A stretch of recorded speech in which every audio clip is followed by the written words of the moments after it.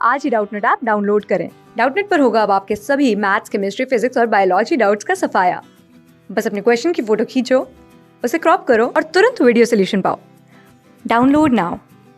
Question में बोल रखा है कि एफ एक्स हमारा, ठीक है, सच डेट कि 1 से 10 तक हमारा एफ एक्स होता है, ठीक है, और हमारा जो एफ एक्स डिफाइन है वो 1 से 10 तक डिफाइन है, और उसकी जो रेंज है वो हमारे ऑल रेशनल नंबर है, ठीक है। क्यों बोला है?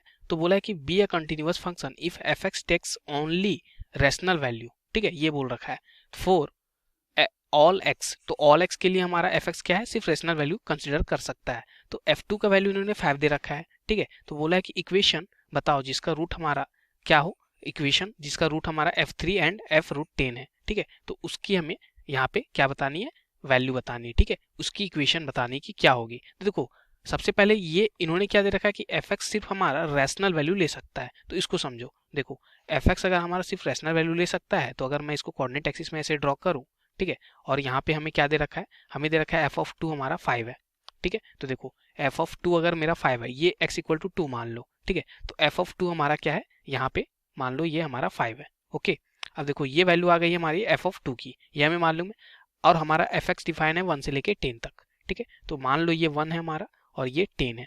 अब देखो f(x) सिर्फ हमारा, और कंडीशन क्या दे रखा है कि f(x) सिर्फ हमारा रैशनल वैल्यू को ले सकता है, ओके।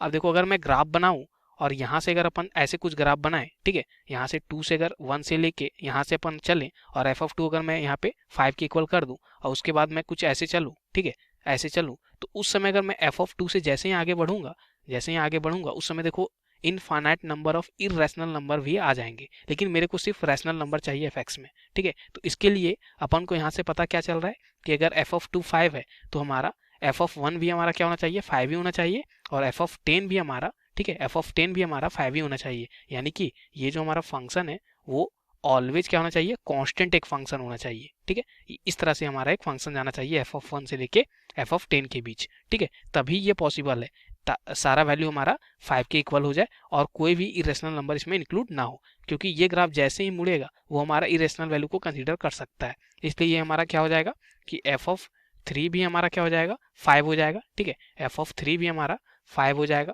ओके, और f(√10) भी हमारा क्या हो जाएगा, 5 हो जाएगा, ठीक है।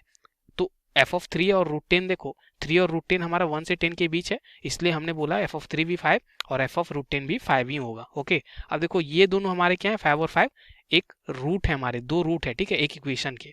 तो क्वाड्रेटिक इक्वेशन क्या हो जाएगा, जिसका रूट 5 और 5 है। तो देखो क्वाड्रेटिक इक्वेशन यानी कि x-5 और ये x-5 इज इक्वल टू 0। तो इसके दो रूट क्या है, हमारे 5 है, ठीक है। तो यहाँ से अपन देखें तो x-5 का whole square is equal to 0 quadratic equation होगा, यानी कि a square minus 2ab that is minus 10x plus 25 is equal to 0 हमारा रिक्वायर्ड इक्वेशन हो जाएगा, ठीक है। तो यहाँ से देखते हैं कौन सा ऑप्शन मैच कर रहा है। देखो option number 1 is correct. Thank you.